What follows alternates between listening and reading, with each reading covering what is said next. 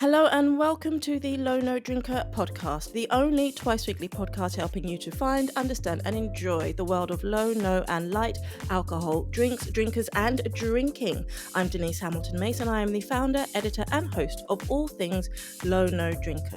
This week, I want to talk to you about the number one mistake that I see a lot of people making when they first start entering the world of low, no, and light drinks. But before I do, I want to say thank you. Thank you to you for listening to this show right now, because last week I received an email to tell me that for the first time ever, the Low No Drinker podcast had made it into the top 100 in the UK alternative health podcast charts. And I was as happy and as giddy as a kid in a toy shop come candy shop come playground. I was so blown away to not only have entered the top 100 UK charts for my category for the first time, but to be at number 71. And that is all down to you, because you listen to this show, because you download my episodes, because you have liked the show, you've rated and reviewed, you've followed and subscribed, and every single one of those actions has helped me to get the feedback that it's really hard to get when you're a podcaster. You don't actually get a lot of feedback. You don't actually know that what you're doing is having the impact that you want it to. You just trust that you're doing the best that you can, and that there'll be other people out there who are you're connecting with. And the fact that I've made it into number 71 in the charts has just really reiterated to me that I'm on the right path, and that there are people out there who are really taking something from what I'm doing. And I am forever grateful to you for that. So thank you very much. If by any chance you haven't yet rated or reviewed the show on the podcast app that you're listening to my voice on right now, then why not? Please go ahead and do it, and you will put yet another big goofy smile on my face. So, with that said, let's jump into this week's episode and back to the topic, which is, as I said, the number one mistake that I see people making when they start off trying low no drinks, in particular light alcohol drinks as well. But for this one, it's mostly about the low and no alternatives. And that is when people start expecting those drinks to taste exactly like their full strength alternatives, just without the alcohol. And unfortunately, guys, it just doesn't work that way. It is a very common retort. It's a common feedback that I hear. It just doesn't taste the same. And I think that part of that is to do with the naming. If you hear that something is called an alcohol-free wine or an alcohol-free spirit, your brain automatically latches on to the word that it recognizes in that sentence being wine or spirit, and assumes that it's going to taste just as it did before, but it just won't get you drunk. But it's not that straightforward, as hopefully if you've been listening to me for a while, you'll get to know by now. Alcohol changes everything about how a drink feels and tastes and behaves. Alcohol does so much more in a drink other than just getting you pissed. That is not its only role. It impacts flavor, it impacts mouthfeel and texture, it impacts the balance of a drink, it impacts that length and how long it lasts in your mouth. It adds weight, so the drink has texture and body. It adds warmth, that heat that you get when you have a shot of tequila, that burn, which always makes me laugh, because nobody ever has a shot of tequila and goes, oh yeah, I really like that burn. But yet when you have an alcohol-free spirit, we miss it, and we think, well, that's not the same. It doesn't have that kick. Alcohol adds sharpness, so without it, drinks can sometimes taste lighter, thinner. They might taste a bit softer in the palate, or even a little sweeter. So there's a lot that goes on with alcohol inside a drink that is far more than just getting you sozzled. And when you take that away, it's going to give you a different product. Think of it a bit like decaf coffee, right? It's the same basic flavor. It does the same basic thing inside your mouth, but ultimately it is a different experience because it is a different product.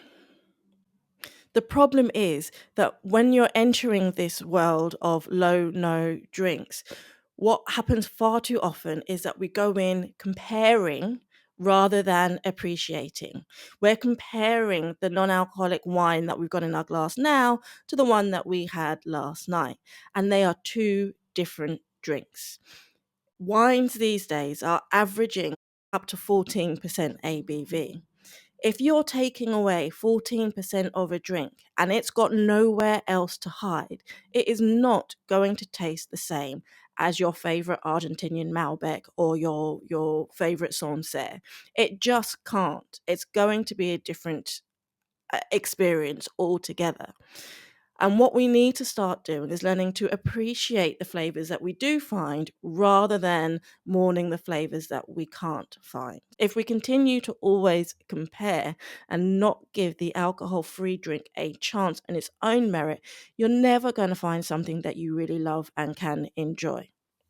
So, it's all about shifting expectations. And I love this. I love managing expectations. When you speak to people and when you go into plans with somebody, you make arrangements, I love to be explicit. Not like in a rude way, but I love to make sure that we all know where we stand. And that way there is no room for unwanted surprises. So it's about managing your expectations. As soon as you stop looking for the alcohol, as soon as you stop expecting it to be a clone and start thinking of it as a brand new category, then you're going to open up this whole new world of taste experiences, and you might just surprise yourself and find a whole bunch of new things that you love. It's like switching from drinking fizzy colas or fizzy sodas to really great kombuchas.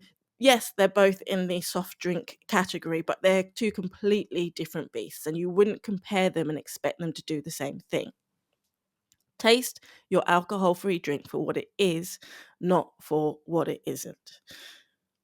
So, for example, when you're drinking a wine, yes, it might not have that boozy punch, but it might have a lot of other things that you really enjoyed about wine, but actually the alcohol got in the way of you spending time being able to appreciate. So it might have a beautiful acidity. It might have a real stone fruit aroma in there. It might have depth and complexity in other ways than is just presented by alcohol, which by itself can be very one-dimensional. It's what it's mixed with that actually creates the flavor. And that's what you've got to remember, that the alcohol that's in your wine is the same as the alcohol that's in your beers, the same as the alcohol that's in your spirits. It's how it's been treated that has changed that flavor. And it's exactly the same with low and no alcohol drinks. So, a few quick tips to help you on this journey to exploring and enjoying alcohol-free drink alternatives. And the first one is to start with easy categories that you already enjoy.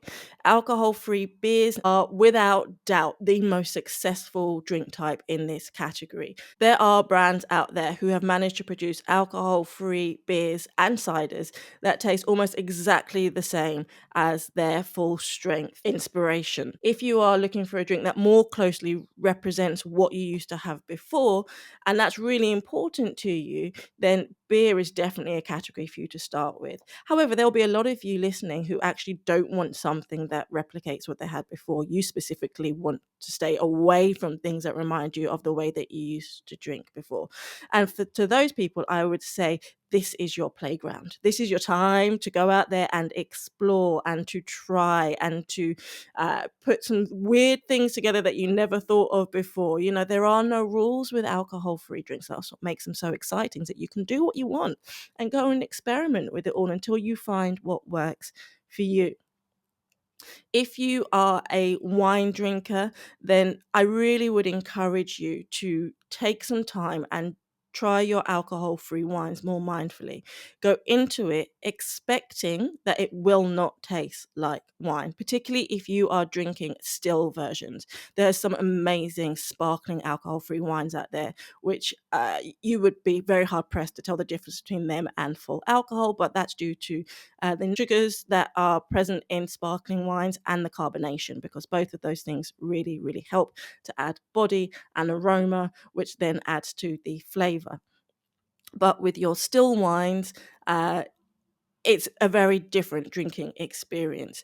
So go into it with that in mind. Don't go looking for alcohol, go looking for things like fruit and body and complexity and length. How long does the drink last in your mouth? When you've finished your sip, does it just disappear or does it linger? Does it make you want to go back for more? These are all the things that you can be looking for to enjoy rather than just comparing it to alcohol. Next is give it time. Okay, so the first sip that you have might feel a bit odd. It might feel like, oh, okay, this one's not working. But actually, once you give it 2 or 3 sips, once you give it a couple of minutes, once you give it a bit of time to do its thing and to work its magic, you'll actually find that there is a lot in that drink or in that flavor that you can enjoy. Your palate will adjust. And this is worth noting as well, that in time, as time goes on, your palate will adjust. I, as you know, am not anti-alcohol. I taste alcohol on a regular basis. Every single time I taste a drink with alcohol in it now, it tastes so strong to me. Even if it's just a glass of wine that I would have normally drunk on a night out or with a meal or whatever, even like a 12% wine tastes so strong to me because my palate has adjusted to the fact that it's not having so much alcohol. And it's a bit like smoking. When I used to smoke, and when a lot of people smoke, it impacts your mouth and it impacts your taste buds and it impacts your flavor receptors. And as you stop smoking, just as when you stop drinking, those flavor receptors are able to come back to life and to start taking in more information. So what you'll find is that the taste that you have for alcohol will change and your appreciation of alcohol-free flavors will grow exponentially. So it's definitely worth giving it some time. And as I've often exemplified, think about how many crappy glasses of wine you've had in your time or how many rubbish beers you've had. But you persevered, you kept trying, you tried another one and another one and another one until you found the ones that you could call your favorites. If you gave that same level of opportunity to alcohol-free drinks, I guarantee you would find drinks that will become your new favorites. Some other things that you can bear in mind is to pair your alcohol-free drinks properly. Some of them can stand up perfectly fine on their own. Some of them are better with or without food. Some will be better with salty snacks. Some will be better with savory. But isn't that just the same as with any wine that you might be trying? Some are better with white meat, some are better with red meat, some are better with fish, some are better with desserts. So again, it's trial and error, but make sure you are checking out how the producers are saying their drinks are best enjoyed. If somebody said that this is a great wine for a summer's day, then go outside, sit in the garden, get the sun shining and enjoy it in that environment. And you'll find that it will produce much better flavor experiences if you follow the producer's directions rather than just standing in the kitchen, throwing it into a tumbler, knocking it back and going, oh no, this is rubbish. And my last tip here is to make sure to explore things that are outside of your normal drinking habits. So if you normally drink wines or beers or spirits, of course you can find lots of alternatives for that. But also within the low no space, there are a whole range of other categories that are blooming at the moment. And I use that word on purpose because the first one I'm going to suggest is botanical spirits. There are so many botanical brands out there that are putting a lot of time and effort into the ingredients that go into their drink to create these amazing new elixirs and flavor sensations for you. You can look at things like shrubs, at kombuchas, at sparkling teas, at proxies.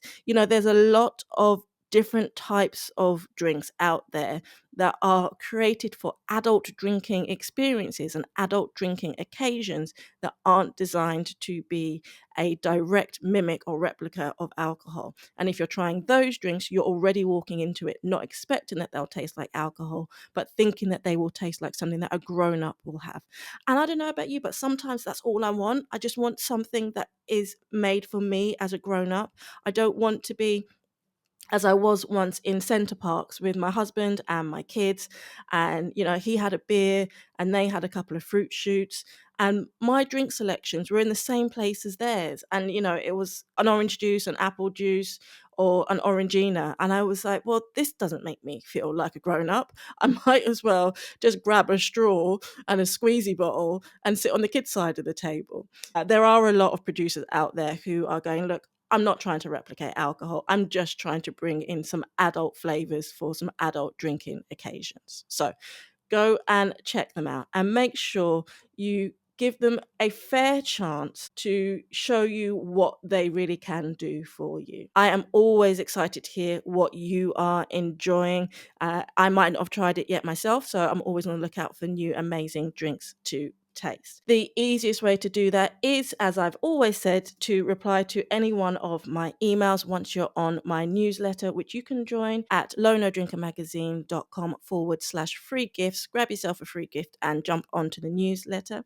Whilst you're there, don't forget to check out your free 7-day trial to Low No Drinker magazine, the #1 UK magazine for sober, curious, and mindful drinkers, available online for free for 7 days, so you can check out every single back issue of the magazine ever published, or you can buy a hard copy to be sent to you anywhere in the world. That is it from me for this week. Thank you again for all of your amazing support on this journey so far. I promise to make it worth your while and to keep producing these episodes and keep working on making the show better for you. Until next time, cheers to a life less intoxicated.